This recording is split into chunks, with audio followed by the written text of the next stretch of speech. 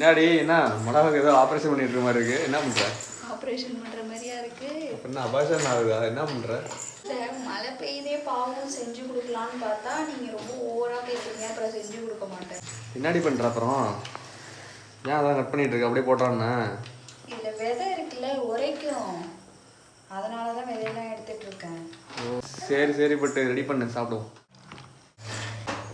என்னடி மிளகா பஜ்ஜி போட சொன்னா மிளகா மட்டும் தான் போட்டிருக்கேன், பஜ்ஜியே காணோம். என்னன்னே தெரியல, இப்படி வருது. நல்லாதான் இருக்கும். ஐயோ எனக்கு வேணாண்டி, இது எனக்கு வேணாண்டி. நல்லாதான் இருக்கும், சாப்பிடுங்க. ஆமா, எது செஞ்சு கொடுத்தாலும் சாப்பிட்டு தான் ஆகணும். அதுக்குன்னு மிளகா பஜ்ஜிக்கு மிளகா தான் இருக்கு, பஜ்ஜியே காணுமே. மிளகா இருக்கா இல்லையா? மிளகா மட்டும் தானே இருக்கு. பஜ்ஜி பக்கத்துல இருக்குல்ல, அது சேர்த்து வச்சு சாப்பிடுங்க. இதுதான் பஜ்ஜா. அடுத்தது கரெக்டா வரும் பாருங்க, நல்லா